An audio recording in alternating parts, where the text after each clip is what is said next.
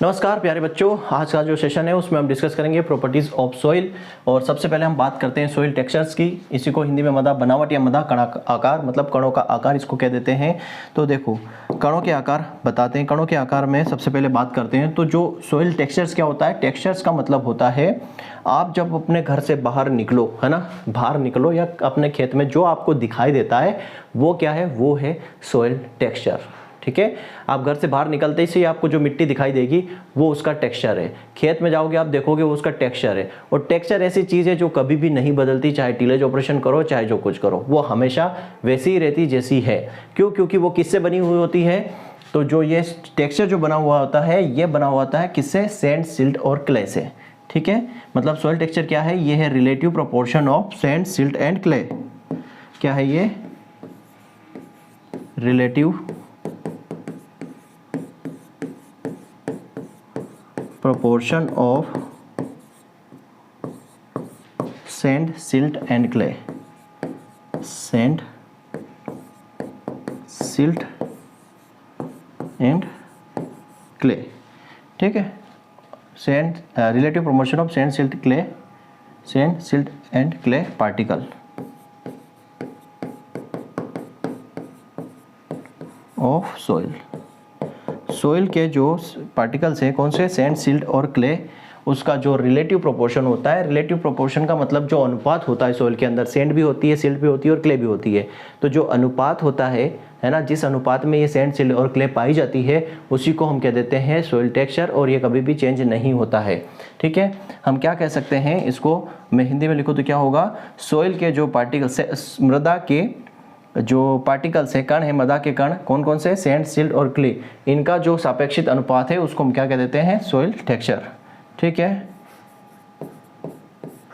मृदा के कण, सैंड मतलब हो जाएगा रेत, सिल्ट मतलब गाद, और क्ले या इसी को मृत्तिका कह देते हैं, मृत्तिका के सापेक्ष, मृत्तिका के सापेक्ष अनुपात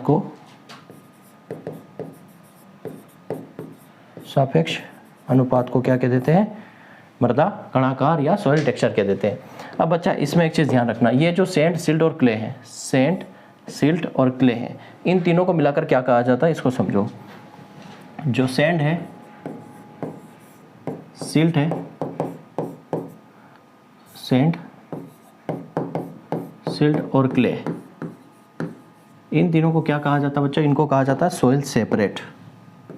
इनको क्या कहा जाता है, सॉइल सेपरेट्स। क्या कहा जाता है, सॉइल सेपरेट्स। और जो सॉइल सेपरेट्स है, ये जो सॉइल सेपरेट्स है, सैंड, सिल्ट और क्ले, इनकी जो साइज़ होती है ऑलवेज क्या होती है, मतलब साइज़ की बात करें, साइज जो होती है always less than 2 mm। Less than 2 mm size के जो पार्टिकल होंगे उन्हीं को सॉइल सेपरेट्स बोलेंगे। और सॉइल सेपरेट्स के अंदर सैंड, सिल्ट और क्ले आते हैं। तो सैंड, सिल्ट और क्ले जो है वो 2 mm कम से कम अगर साइज है तो उसको हम क्या कर देते हैं, मदा सॉइल सेपरेट उनको कहा जाता है। और बच्चा ये जो होते हैं, है ना, ये जो सॉइल टेक्सचर होता है ये बेसिक प्रॉपर्टीज़ होती है। क्या होती है ये, basic properties, basic properties of soil that can't be changed,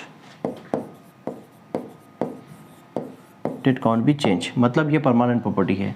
तो ये क्या है, एक स्थायी गुण है। ये क्या है कि स्थायी गुण है जो कभी भी नहीं बदलता है।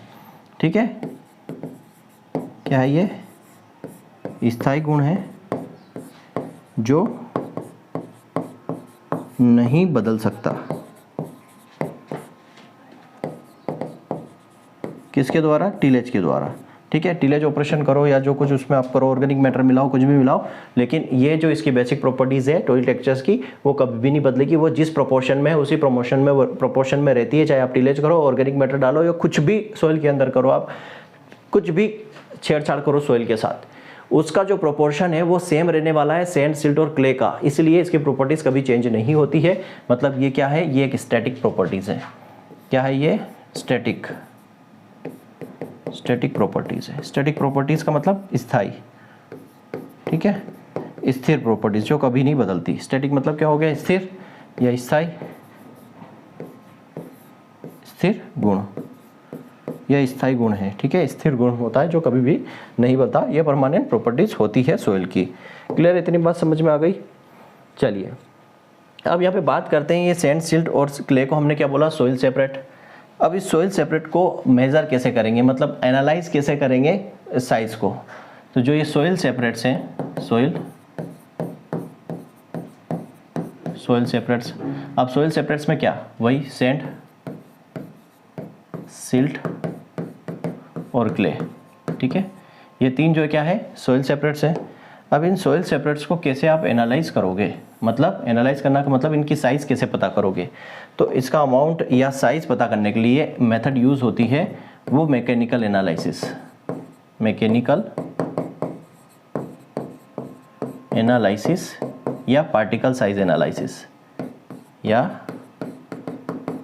पार्टिकल साइज एनालिसिस, मतलब कण आकार विश्लेषण बोल सकते हो, और यांत्रिक विश्लेषण इसमें किया जाता है, ठीक है, कण आकार या यांत्रिक, या तो आप इसमें यांत्रिक विश्लेषण करो या कण का आकार, कण आकार विश्लेषण, जो कण है उनका आकार कितना है, ठीक। सामान्यतः आप देखोगे तो जो सॉइल सेपरेट्स है, मैंने क्या बोला, ये जो सॉइल सेपरेट्स हैं ये क्या होना चाहिए, लेस देन 2 mm होना चाहिए, तभी हम इसको क्या बोलेंगे, सॉइल सेपरेट्स बोलेंगे। तो मैकेनिकल एनालिसिस या पार्टिकल एनालिसिस से हम बता सकते हैं कि जो सैंड, सिल्ट और क्ले है इनका पार्टिकल साइज क्या होती है। तो जनरली सॉइल सेपरेट मतलब ये सैंड, सिल्ट और क्ले है, इनको सैंड, सिल्ट, क्ले या सॉइल सेपरेट कब बोला जाएगा, जब इनकी साइज 2 mm से कम होगी। क्यों, क्योंकि मोर देन 2 mm जो होता है, मोर देन 2 mm वो क्या हो जाता है, ग्रेवल्स मतलब पत्थर हो जाता है, और पत्थर का जो हमारे सॉइल के रिस्पेक्ट में कोई लेना देना नहीं है। हम सैंड, सिल्ट और क्ले को पढ़ रहे हैं हमारे सॉइल के कॉन्टेक्स्ट में, जहाँ पर हमें क्या उगानी है, फसल उगानी है। तो वहाँ पर जो कणों का आकार है वो 2 mm से कम होना चाहिए, तभी हम उसको सैंड, सिल्ट, क्ले या सॉइल सेपरेट्स कहते हैं। उनको एनालाइज कैसे करते हैं, मैकेनिकल एनालिसिस या पार्टिकल साइज एनालिसिस कर सकते हैं। तो पार्टिकल साइज एनालिसिस तो जनरली साइज के अकॉर्डिंग बात करें, ठीक है, अकॉर्डिंग टू साइज, तो साइज के अनुसार, ठीक है, साइज के अनुसार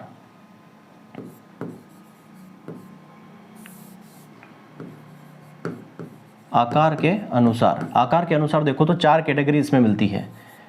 एक तो आपका हो गया सैंड, एक हो गया सिल्ट और एक हो गया क्ले। सैंड, सिल्ट, क्ले को हिंदी लिखवा चुका हूँ ना, बार बार हिंदी लिखने की जरूरत नहीं हमको। सैंड मतलब वही हो गया रेत बोल सकते हो, सिल्ट को गाद और क्ले को मृत्तिका। सैंड में 2 कैटेगरीज निकलती है। सैंड में 2 कैटेगरी में एक हो जाता है आपका कोर्स सैंड, ठीक, और एक होता है फाइन सैंड, ठीक है, महीन रेत बोल सकते हो, और आप बोल सकते हो क्या, मोटी रेत, है ना, महीन और मोटी रेत आप बोल सकते हो यहाँ पे। कोर्स मतलब बड़े कण या बड़े कण बोल सकते हो, बड़े रेत के कण या मोटे रेत के कण, ठीक है, और यहाँ आ जाएगा महीन, क्या आ जाएगा, महीन, फाइन रेत, महीन रेत, सिल्ट, गाद और ये क्ले। अब इनका आकार क्या होता है, 2 mm से कम होना चाहिए। तो कितना होता है 2 mm से कम, आप क्ले पे जाओगे तो इसका आकार 0.002 mm होता है, 0.002 mm होता है किसका, क्ले का। सिल्ट पे आ जाओगे तो इसका आपको मिलेगा 0.002 से 0.02 mm, ये जनरल सेंस में हम बात कर रहे हैं, ठीक है। फाइन सैंड पे आ जाओगे तो इसका आ जाएगा 0.02 से 0.2 mm, और कोर्स का आ जाएगा 0.2 से लेके 2 mm। ये साइज जनरली होती है, साइज के अकॉर्डिंग जो है सैंड, सिल्ट और क्ले के जो है क्या, हम पार्टिकल साइज को एनालाइज कर सकते हैं कि इनकी साइज इतनी इतनी होती है, इसीलिए हम इनको क्या बोलते हैं, सॉइल सेपरेट्स बोलते हैं। अब देखो हमने यहाँ पे बोला कि 2 mm होना चाहिए, इसकी इतनी होनी चाहिए, सैंड की इतनी होनी चाहिए, सैंड में 2 कैटेगरी बना दी, लेकिन आखिर ये बनाता कौन है, ये किसने बताया, किसने डिटरमाइन किया, किसने एनालाइज किया कि भाई इस तरीके के जो सॉइल के पार्टिकल्स होंगे उन्हीं को हम सॉइल सेपरेट्स बोलेंगे, और वही हमारे लिए क्या है, बेस्ट है सॉइल के लिए या हमारी क्रॉप्स के लिए। तो ये किसने बताया? तो इसके पीछे जो है कुछ ऑर्गेनाइजेशन काम करते हैं, ठीक है। मतलब जो साइज लिमिट है, जो साइज की लिमिट है वो कौन डिसाइड करता है? कुछ वेरियस ऑर्गेनाइजेशन है, कुछ वेरियस ऑर्गेनाइजेशन है, ठीक है। मतलब जो आकार की सीमा है ना, आकार की जो सीमा है ये कौन डिसाइड करता है? विभिन्न संस्थान, विभिन्न संस्थान, विभिन्न जो संस्थान है वो बताते हैं कि भाई ये सैंड है तो इसके पार्टिकल साइज इतनी होनी चाहिए, इसकी इतनी होनी चाहिए। अब टोटल यहाँ पर जो है 4 संस्थान है। एक होता है यूरोपियन सिस्टम,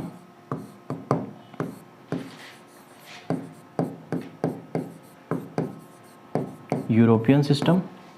दूसरा है ब्रिटिश सिस्टम, ब्रिटिश सिस्टम। और तीसरा है अमेरिकन सिस्टम, अमेरिकन सिस्टम जिसका नाम है USDA। अमेरिकन सिस्टम किसने दिया? United state department of agriculture. क्या है इसका full form?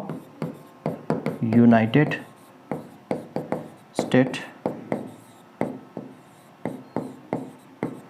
Department of agriculture.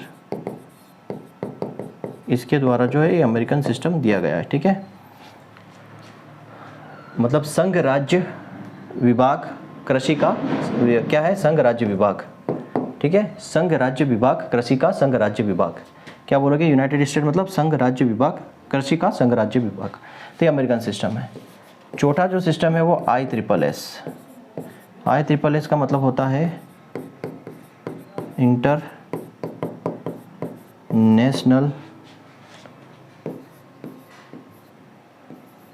Society for soil science,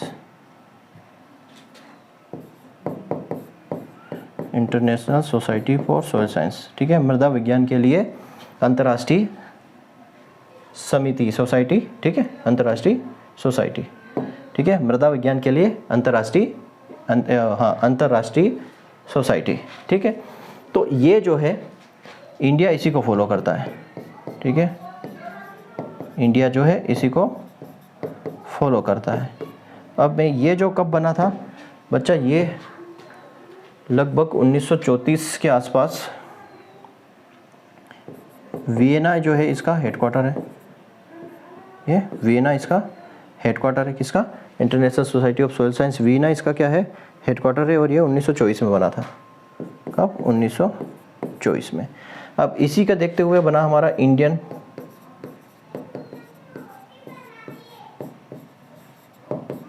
society of soil science, Indian society of भारतीय मृदा के लिए मतलब ये मृदा विज्ञान का भारतीय सोसाइटी, ठीक है। ये कहाँ पर है? ये बना दिसंबर 22, 1935 में, 1934 में। 35 में तो ये इनोग्रेट हुआ था, ठीक है। कब बना? 1934 में बना, ठीक है। 1934 में बना, दिसंबर 22। एक मिनट, ठीक है। दिसंबर 22, 1934 में Indian society of soil science, मतलब मृदा विज्ञान के लिए भारतीय संस्था, ठीक है, भारतीय सोसाइटी। और ये इंटरनेशनल है। तो इंडिया जनरली जो ISSS के द्वारा जो दिया गया है पार्टिकल साइज, उन्हीं को फॉलो करता है। यूरोपियन सिस्टम है, ब्रिटिश सिस्टम है, अमेरिकन सिस्टम है। और ये भी अमेरिकन सिस्टम किसने डेवलप किया? USDA, United state department of agriculture, मतलब कृषि का संघ राज्य विभाग, संघ राज्य विभाग, कृषि का संघ राज्य विभाग, उसके द्वारा दिया गया। और ISSS द्वारा international society of soil science, मृदा विज्ञान के लिए अंतर्राष्ट्रीय सोसाइटी और मृदा विज्ञान के लिए भारतीय सोसाइटी। कब बनी, क्या बनी, बता दिया। अब इनके अकॉर्डिंग जो पार्टिकल साइज है वो थोड़ा सा देख लो, ठीक है। इनके अकॉर्डिंग जो पार्टिकल साइज है उनको देख लेते हैं। तो ISSS के द्वारा समझते हैं, ठीक है। इंटरनेशनल वाला, international society of soil science, इसके द्वारा क्या पार्टिकल है साइज है? और USDA द्वारा, USDA मतलब अमेरिका वाला, ठीक है। इन दोनों के बेसिस पे हम पार्टिकल साइज को देखते हैं और ये एग्जाम में पूछ ली जाती है, ठीक है। चलिए अब इसमें जो बात करें सॉइल सेपरेट्स, एक तरफ आपका बन जाएगा सॉइल सेपरेट्स, टेबल ही बना लो ज़्यादा अच्छा है ना। एक तरफ आपका बन जाएगा सॉइल सेपरेट्स और एक तरफ हो जाएगा आपका डायमीटर।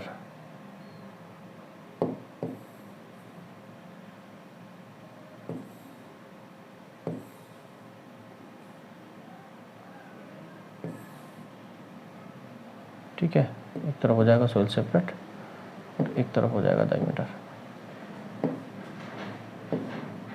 चलिए एक तरफ लिखना सॉइल सेपरेट्स और यहाँ आ जाएगा डायमीटर, वो भी किस में, mm में, ठीक है। डायमीटर किस में, mm में, ठीक। अब यहाँ पे बात करता हूँ मैं कोर्स सेंड की, कोर्स सेंड, ठीक। फिर फाइन सेंड, फिर आ जाएगा सिल्ट, फिर आ जाएगा क्ले। क्लियर है, दिख रहा होगा अच्छे से आपको। कोर्स सेंड की बात करें, मैं बता चुका हूँ क्ले में कितना होना है, 0.0002, सिल्ट का 0.002 से 0.02।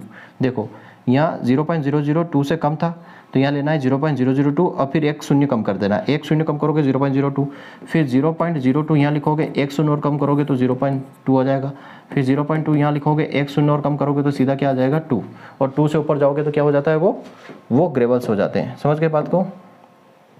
चलिए इतना समझ में आ गया आपको। चलिए अब हम बात करते हैं अगली टेबल्स की, USDA के अकॉर्डिंग, ठीक है। USDA के अकॉर्डिंग अब हम बात करते हैं। अरे यार ये लफड़ा पड़ेगा थोड़ा सा, चलो फिर से बना लेते हैं। USDA के अकॉर्डिंग बात करते हैं थोड़ा सा, इसमें क्या है सॉइल पार्टिकल्स की साइज।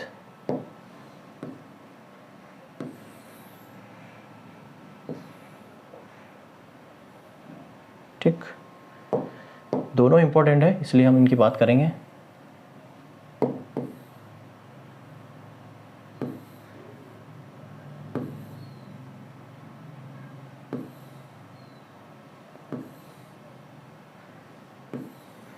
चलिए तो इसमें जो आता है ना, इसमें USDA ने दिया, United state department of agriculture ने, इन्होंने 6-7 प्रकार से दिया है। इन्होंने वेरी कोर्स से चालू किया है, ठीक है। वेरी कोर्स एंड यहाँ वही आ जाएगा सॉइल सेपरेट, यहाँ जाएगा आपका soil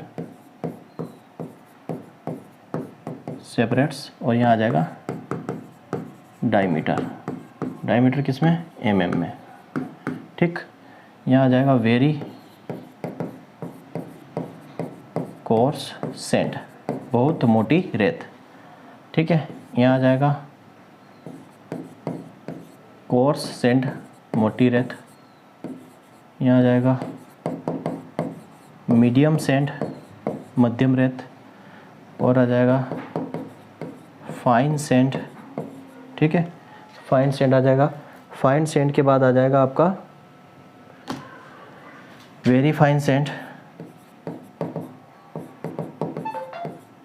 very fine send. Very fine send के बाद आ जाएगा आपका क्ले। ये इतना इन्होंने दिया है।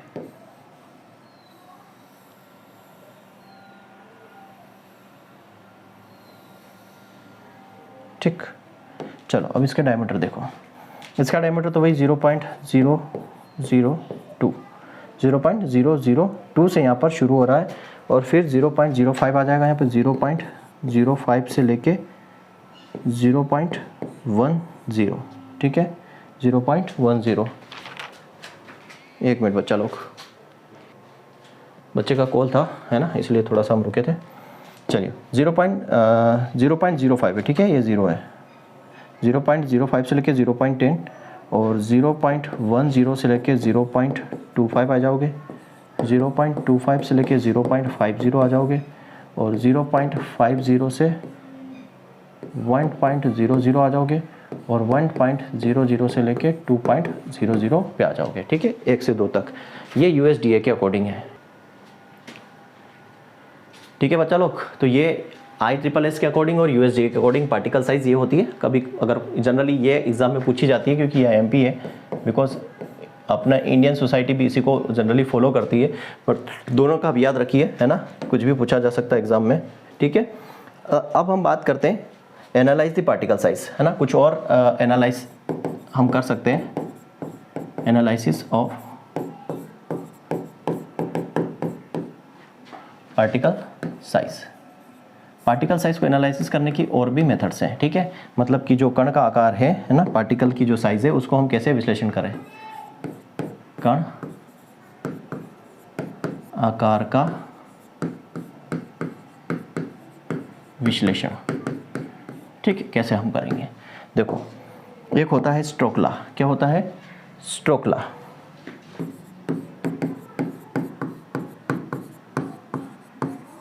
ठीक है, स्टोक लॉ होता है। ये स्टोक लॉ क्या बोलता है उसको देखो। स्टोक लॉ है, ये दिया था 1951 में, किसने? स्टोक ने। इनका ये कहना है कि जो वेलोसिटी है वो इक्वल टू रेडियस का स्क्वायर। समझना बात को, अगर मैं इस यहाँ से वेलोसिटी जो है वो क्या होती है? समानुपाती, हम बोल सकते हैं डायरेक्टली प्रोपोर्शनल टू रेडियस। अब मैं बताऊंगा कैसे इसको समझाऊंगा। तो v जब प्रोपोर्शनेट हटेगा तो कांस्टेंट क्या आ जाएगा? And r square. यहाँ पर v क्या है? वेलोसिटी, वेलोसिटी, ठीक है, आप बोल सकते हो वेग, वेग। k यहाँ पर क्या है? कांस्टेंट वैल्यू है, ठीक है, k क्या है? कांस्टेंट वैल्यू है। r जो है वो रेडियस है, रेडियस मतलब त्रिज्या है। क्या है? त्रिज्या है, ठीक है। r क्या है यहाँ पर? r जो है वो त्रिज्या है। ये क्या है? गुणांक है। और वेलोसिटी मतलब वेग हो गया, ठीक है, वेग। अब देखो इसका ये कहना है, इसको एग्जांपल से समझो, ठीक है। एग्जांपल से कैसे समझोगे? मान लो आपके पास ये 2 ड्रम है, ठीक, ये आपके पास क्या है? 2 ड्रम है, क्लियर। आपके पास क्या है? ये 2 ड्रम है, ठीक। अब इस 2 ड्रम में करना क्या है? ऐसा ले लो, ठीक है, ये 2 ड्रम है आपके पास। इन 2 ड्रम में अपन क्या करते हैं? कोई एक पार्टिकल्स ले लेते हैं, ठीक है। ये हमने ले लिया यहाँ पर, ये, ठीक, इसका क्लोन बना लेते हैं, इसको कर देते हैं थोड़ा बड़ा, ठीक है। अब ये 2 अलग अलग साइज के क्या है यहाँ पर? अलग अलग रेडियस के। इसकी रेडियस जो है कैपिटल R ले लो, इसकी रेडियस जो है स्मॉल r है। मतलब इसकी रेडियस कम है, इसकी रेडियस ज़्यादा है। अब सीधी सी बात है, रेडियस ज़्यादा है तो इसकी वेलोसिटी भी क्या होगी? ज़्यादा होगी। और इसकी रेडियस मान लो कम है इससे, इसकी रेडियस ज़्यादा है तो इसकी रेडियस कम है, तो इसकी वेलोसिटी भी क्या होगी? कम होगी। क्यों? क्योंकि v बराबर होता है k r का स्क्वायर। तो वेलोसिटी जो होती है वो रेडियस से डायरेक्टली प्रोपोर्शनेट होती है ना, समानुपाती होती है। तो ये पार्टिकल साइज, मतलब ये बोल सकते हैं कि 2 पत्थर हमने लिए, 2 गोले लिए, एक गोले की त्रिज्या कम है, गोले की त्रिज्या ज़्यादा है। इन दोनों को, ये पानी भरा हुआ है इसके अंदर, ठीक है। मान लो ये यहाँ पर क्या भरा है? पानी भरा हुआ है, ठीक, पानी भरा हुआ है। आप ये 2 लोहे के गोले हैं ना, इन 2 लोहे के गोलों को डालोगे अंदर तो कौन पहले नीचे चला जाएगा? कौन यहाँ पर नीचे पे ला जाएगा? तो भाई जिसकी रेडियस ज़्यादा है तो उसका वेग ज़्यादा होगा, है ना। फार्मूला ये बोल रहा ना कि जिसकी रेडियस ज़्यादा उसका वेग ज़्यादा। तो इसकी रेडियस ज़्यादा, इसका वेग ज़्यादा, मतलब ये जल्दी से नीचे आ जाएगा। इसकी रेडियस कम है, इसका वेग कम है इस कंपेरिजन में, तो ये बाद में अंदर डूबेगा और ये पहले डूब जाएगा। ये ऐसे समझ लो कि 2 गोले मैंने ऐसे पकड़ लिए, एक का वेट जो है 10 किलो था, एक का वेट 20 किलो था, ठीक है, मतलब एक बड़ा है, ठीक है, एक बड़ा है, एक की रेडियस 10 है और एक की रेडियस मान लो 5 है। तो जिसकी रेडियस 10 है मतलब उसकी वेलोसिटी ज़्यादा है, तो वो आप दोनों को समान जगह पे से छोड़ोगे नीचे, तो जिसकी रेडियस ज़्यादा है वो पहले नीचे गिरेगा। यही इसका कॉन्सेप्ट है, ठीक है, यही इसका कॉन्सेप्ट है। तो पार्टिकल साइज यहाँ पर इन्होंने ये बोला कि जो पार्टिकल साइज होती है अपना इसकी सैंड सिल्ट और क्ले की, तो वेलोसिटी और रेडियस के वो क्या होती है? समानुपाती होती है। मतलब जिस पार्टिकल की रेडियस ज़्यादा है उसकी वेलोसिटी ज़्यादा होगी, उसका वेग ज़्यादा होगा। यही सीधा कॉन्सेप्ट इसका है, क्लियर है। इसमें इतना ही याद रखना है। अब बात करते हैं हाइड्रोमीटर मेथड। दूसरी मेथड कौन सी है? हाइड्रोमीटर, हाइड्रोमीटर,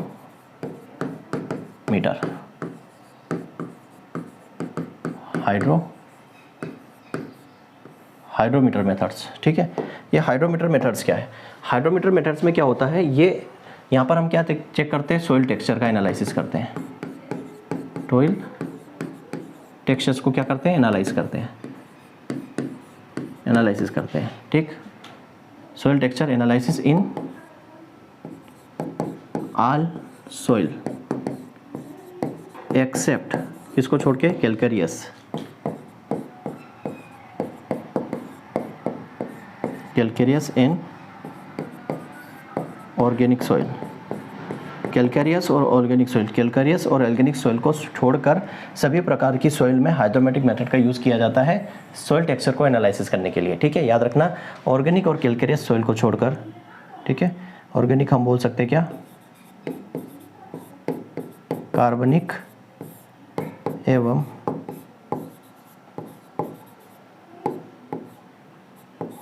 कैलकेरियस मृदा को छोड़कर सभी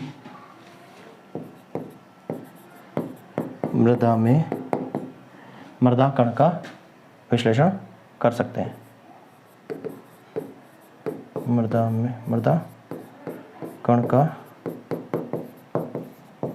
विश्लेषण कर सकते हैं। ठीक है, कार्बनिक और कैलकेरियस मृदा को छोड़कर। हाइड्रोमीटर में क्या होता है ये याद है, ये इंपॉर्टेंट है। हाइड्रोमीटर जो है कैलकेरियस और ऑर्गेनिक सॉइल में सॉइल टेक्सचर का एनालिसिस नहीं कर सकता है, तो ये तो बेस्ट मेथड नहीं हुई क्योंकि ये कैलकेरियस और ऑर्गेनिक को नहीं कर सकते। एक होती है international pipette method, international pipette method.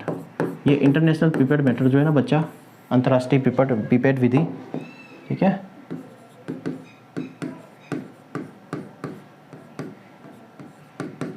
अंतर्राष्ट्रीय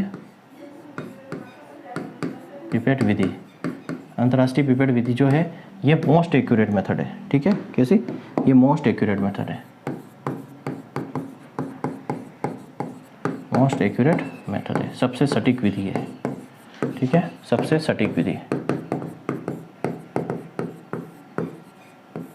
सबसे सटीक विधि है किसमें, सॉइल टेक्सचर एनालिसिस करने के लिए। क्लियर है बच्चा, इतनी बात आपको समझ में आ गई। एक मेथड और है जिसको हम क्या बोलते थे, फील्ड मेथड, है ना, फील्ड मेथड।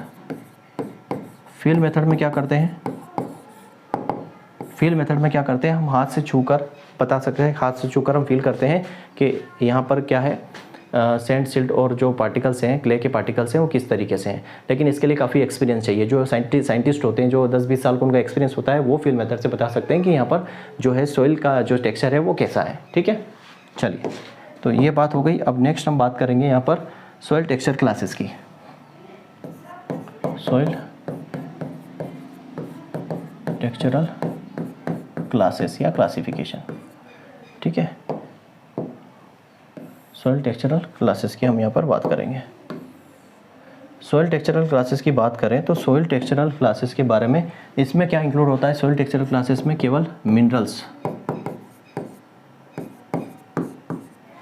इंक्लूड होते हैं। ठीक है, केवल यहाँ पर क्या इंक्लूड होते हैं, मिनरल्स पार्टिकल्स इंक्लूड होते हैं, मिनरल्स पार्टिकल्स जो है इंक्लूड होते हैं। और इनकी साइज कितनी होनी चाहिए, इनकी साइज लेस देन 2 mm होनी चाहिए। तो यहाँ पर जो है सॉइल टेक्सचर क्लासेस के लिए मिनरल पार्टिकल्स को ही कंसिडर करते हैं। मिनरल पार्टिकल्स जिनकी साइज 2 mm से कम होनी चाहिए। और मिनरल्स पार्टिकल्स कौन कौन से, सैंड, सिल्ट और क्ले, ये यहाँ पर कंसिडर किए जाते हैं। ठीक है, मिनरल्स पार्टिकल्स के अंदर। और इनका जो रेशियो है सैंड, सिल्ट और क्ले का, sand plus silt plus clay, इनका जो पूरा परसेंटेज है वो 100% होना चाहिए। मतलब इनका जो रेशियो है वो 100% होना चाहिए। ठीक है, टेक्सचर क्लासेस के लिए जनरली आपसे पूछा जाता है कि सैंडी सॉइल में सैंड का परसेंटेज कितना होता है, सैंडी सॉइल में सैंड का परसेंटेज कितना होता है। ठीक है, सिल्ट सॉइल में सैंड का परसेंटेज कितना होता है, और क्ले सॉइल में जो है कितना होता है। इसमें लगभग मोर देन 85% क्या होती है, सैंड, तब इसको सैंडी सॉइल बोलेंगे। इसमें मोर देन 80% होनी चाहिए क्या, सिल्ट, गाद, तब इसको सिल्ट सॉइल बोलेंगे। और इसमें एटलीस्ट कम से कम 40% होनी चाहिए क्ले, तब इसको हम क्या बोलेंगे, क्ले सॉइल बोलेंगे। ये एक बच्चे ने मेरे से डाउट भी पूछा था इससे रिलेटेड कि किसी बुक में 70% भी दिया है। ठीक है, कि सैंड जो है 70% से ज़्यादा है तो उसको हम बोलेंगे सैंड। तो ये हिंदी वाली बुक में दिया हुआ है, और हिंदी वाली बुक में आप देखोगे नेमरा सुंडा में भी दिया हुआ है। लेकिन ये जो डाटा है ये आप अरुण कात्यायन से मैच कर सकते हो, TNU के नोट से मैच कर सकते हो, उसमें 85 ही दिया है, ठीक है। और मैं अभी आपको एक डायग्राम दिखाऊंगा, उसमें भी सैंड, सिल्ट और क्ले का जो परसेंटेज है यही वाला दिया हुआ है। तो ये मेरे हिसाब से ये जो है वो एप्रोप्रिएट है और ऑथेंटिक है, ठीक। अब मैं आपको जो है अकॉर्डिंग टू अमेरिकन सिस्टम, ठीक है, according to American system 12 classes आपको यहाँ पे बता देता हूँ, ठीक। ये किसके अकॉर्डिंग है? अकॉर्डिंग टू अमेरिकन सिस्टम, यहाँ पे देखना, ठीक। ये है अकॉर्डिंग टू USDA, है ना, अमेरिकन सिस्टम के अकॉर्डिंग, अमेरिकन सिस्टम के अकॉर्डिंग है। USDA मतलब अमेरिकन सिस्टम के अकॉर्डिंग है, ठीक है। तो ये जो अमेरिकन सिस्टम के अकॉर्डिंग है बच्चा, चलिए तो यहाँ पर देखो पूरी टेक्सचर क्लासेस अच्छे से आपको दिख रहा होगा इमेज। अब यहाँ पे देखो टोटल 12 अमेरिकन सिस्टम में टोटल कितनी दी है? 12 टेक्सचरल क्लासेस दी है, ठीक है। 12 वर्गों में इसको डिवाइड किया गया है। यहाँ पे देख पाओगे आपको, ये पहला आपको दिखेगा, ये यहाँ पे मैं यूज़ करता हूँ आपके लिए ग्रीन, ठीक है। ये पहला आपको दिखेगा क्ले, ठीक है। ये दूसरा, ठीक है। दूसरा के बाद आप देखो ये क्ले लोम तीसरा, ये चौथा, ये पाँचवा, ये छठा, ये सातवां, ये आठवां, ये 9, ये 10, ये 11 और एक छोटा सा सेंट 12 दिया है, ठीक है। तो यहाँ पे आप समझो, ठीक है। यहाँ पे आप देखोगे कि सेंट आपको लगभग देखो ये मोर देन 85% के ऊपर ही दिया है सेंट, ठीक है। मोर देन 85% के ऊपर ही है, क्लियर है। 90 के आसपास सेंट आपको दिया है, ठीक। क्ले आप ले लो, क्ले जो आपको एटलीस्ट 40% आपकी होनी चाहिए। क्ले जो है एटलीस्ट क्या होनी चाहिए? 40% होनी चाहिए क्ले, ठीक है। और सिल्ट जो है, सिल्ट लोम कहाँ पर है? क्ले सिल्ट लोम जो है वो लगभग होनी चाहिए कितना? सिल्ट ये लगभग आपका 80% से ज़्यादा होना चाहिए। एक चार्ट और मैं आपको नोट्स में शेयर करूंगा, उसमें स्पष्ट लिखा हुआ है कैसे। या तो ये डायग्रामेटिक फॉर्म में है जो आपको दिक्कत करता है, ट्रायंगल के फॉर्म में है, ये सारी चीज़ें ये ट्रायंगुलर फॉर्मेट में है जो आपको समझ में नहीं आएगा। पर मैं यहाँ पर आपको एक और चार्ट शेयर करूँगा, उसमें आपको सैंड, सिल्ट और क्ले वाला जो कॉन्सेप्ट है ये वाला क्लियरली समझ में आ जाएगा कि उसके अंदर कैसे किस तरीके से यहाँ पर दिया हुआ है कि उनकी जो पार्टिकल साइज़ है वो जो रहेगी कितनी 85 से ज़्यादा सेंट और 80 से ज़्यादा और आपका 40% होना चाहिए क्ले वाला कॉन्सेप्ट, ठीक है। अब यहाँ पर हमने बोला कि इसमें जो सबसे बेस्ट होती है, ठीक है, इनमें सबसे जो बेस्ट होती है वो कौन सी होती है? वो होती है लोम सॉइल, ठीक है, लोम, ठीक। मैं बात करता हूँ यहाँ पर, एक होता है सैंडी सॉइल, एक होती है सैंडी सॉइल, एक होगा आपका लोम सॉइल और एक होता है आपका क्ले सॉइल, ठीक है, क्ले सॉइल। और इसमें जो सबसे बेस्ट होती है वो कौन सी होती है? लोम सॉइल जो है सबसे बेस्ट होती है, ठीक है। लोम सॉइल जो है best for agriculture, best for agriculture के लिए बेस्ट है। अब ये बेस्ट क्यों है एग्रीकल्चर के लिए, इसको समझते हैं। लोम सॉइल में जो सैंड, सिल्ट जो है, सैंड और सिल्ट और क्ले का जो प्रोपोर्शन होता है वो होता है 40 और 20, जो ऑलमोस्ट जो है प्रोपोर्शन होना चाहिए, लगभग इक्वल प्रोपोर्शन होना चाहिए सैंड, सिल्ट और क्ले का, वो इसमें हमें मिलता है। सैंड, सिल्ट, क्ले का जो प्रोपोर्शन है 40-40-20 के आसपास मिलता है, जो लगभग इक्वल तो नहीं है बट इसमें प्रॉपर्टीज़ जो है इसकी सेम होती है। तो यहाँ पर समझना होगा हमें कि ये बेस्ट क्यों होती है, तो उसके लिए मैं आपको थोड़ा सा डायग्रामेटिक समझाता हूँ कि ये बेस्ट क्यों होती है, ठीक है। इसको समझना, इसको यहाँ पर समझना है हमें कि ये बेस्ट क्यों होती है, ठीक। अब यहाँ पे हम बात करते हैं कि सैंड, सिल्ट, क्ले में ये क्या चीज़ें ऐसी जो इसको बेस्ट बनाती हैं। देखो यहाँ पर क्या होता है, इस सॉइल के अंदर, या इसको ऐसा ही रहने दो, ठीक, इसको ऐसा ही रहने दो, ठीक है। अब यहाँ पर क्या होता है, जो सैंड है, इस सैंड के अंदर जो पार्टिकल साइज़ होती है बच्चा, वो बड़ी होती है, कुछ इस तरीके से पार्टिकल साइज़ होती है, ठीक है। इनके बीच में पोर स्पेस अच्छा खासा भरा हुआ होता है। ये पार्टिकल साइज़ है, ये सैंड है मान लो, ठीक है, ये सैंड है, तो इनकी पार्टिकल साइज़ ज़्यादा होती है। क्ले की बात करूँ तो क्ले में पार्टिकल साइज़ बहुत छोटे छोटे से पास में ऐसे बने होते हैं, पार्टिकल साइज़ बहुत छोटी होती है इसमें, ठीक है। इस तरीके से आप समझ सकते हो इनकी पार्टिकल साइज़ जो है बहुत छोटी होती है क्ले की, ठीक है। ये पार्टिकल साइज़ बहुत माइक्रो पोर्स होते हैं, पोर्स बहुत पास में होते हैं, इसे आप समझ सकते हो, लगभग ये भरा हुआ सा होता है, आप समझ लो, ठीक है। और इसमें जो है दोनों के बीच में मीडियम साइज़ होती है, ये इस तरीके से मीडियम साइज़ यहाँ पर होती है, कुछ इस तरीके से, ऐसा समझ लो। अब यहाँ पर क्या होता है, मान लो पानी दिया आपने, ठीक है, इसमें पानी दिया तो यहाँ पानी जो है इस पोर से होता हुआ, जो पोर स्पेस बीच में दिख रही, इससे होता हुआ नीचे लीच आउट हो जाएगा। ठीक है, लीच आउट हो जाएगा। यहाँ पर क्या होगा, यहाँ पर आप पानी दोगे तो पानी जो है वो पृथ्वी के ऊपर ही भर जाएगा, ऊपर सरफेस पर ही भर जाएगा, अधिक नीचे नहीं आ पाएगा। और यहाँ पर क्या होता है, यहाँ पर आप पानी दोगे तो यहाँ पर सैंड, सिल्ट और क्ले का प्रोपोर्शन इक्वल है, तो पानी बिल्कुल जो है जहाँ जिस जगह पर जाना चाहिए वहाँ पर इजीली पहुँच जाएगा और हमारे प्लांट की ग्रोथ अच्छी होती है, इसलिए इसको बेस्ट माना जाता है। क्यों? क्योंकि यहाँ पर क्या होता है, सैंड सॉइल में क्या होता है, मैक्रोपोर्स होते हैं। कौन से होते हैं? मैक्रोपोर्स होते हैं। ठीक है, जो है मैक्रोपोर्स होते हैं। और यहाँ पर माइक्रोपोर्स होते हैं। यहाँ पर क्या होते हैं? माइक्रोपोर्स होते हैं। ठीक है, माइक्रोपोर्स होते हैं। और यहाँ पर होती है वाटर रिटेंशन कैपेसिटी लो, मतलब इसको बोल सकते हैं हम लो वाटर रिटेंशन कैपेसिटी। ठीक है, लो वाटर रिटेंशन कैपेसिटी होती है, मतलब पानी को धारण करने की क्षमता इसमें कम होती है। और यहाँ पर हाई वाटर होल्डिंग कैपेसिटी होती है, हाई वाटर होल्डिंग कैपेसिटी होती है। तो यहाँ पर क्या होता है लोम सॉइल में, यहाँ होती है क्या, more water retention, more water retention capacity than sand. Sand से यहाँ पर सैंडी सॉइल से यहाँ पर ज़्यादा वाटर रिटेंशन कैपेसिटी होती है, किसकी? लोम की। और यहाँ पर जो है इसमें ड्रेनेज की ज़रूरत पड़ती है, इसमें ड्रेनेज रिक्वायर्ड। ठीक है, और यहाँ ड्रेनेज की ज़रूरत नहीं पड़ती है, ड्रेनेज नॉट रिक्वायर्ड। क्यों? क्योंकि यहाँ पर जो है प्रॉपर पानी जो है अंदर चला जाता है, इसलिए इसको बेस्ट माना जाता है। तो लोम सॉइल क्यों बेस्ट है? क्योंकि इसमें एक तो सैंड, सिल्ट और क्ले का जो प्रोपोर्शन होता है वो लगभग इक्वल के बराबर, ये बोल सकते हैं, है ना, बराबर होता है। दूसरा यहाँ पर क्या होता है कि ये प्रोपोर्शन तो इक्वल नहीं होता, लेकिन इनकी जो है इक्वल प्रॉपर्टीज़ जो होती है वो इक्वल होती है। इक्वल प्रॉपर्टीज़ जो होती है वो इक्वल होती है, इनके गुण जो है वो समान होते हैं। तो इसी वजह से जो है पानी प्रॉपर यहाँ पर आ जाता है, प्लांट की रूट्स वगैरह में अच्छे से मिल जाता है।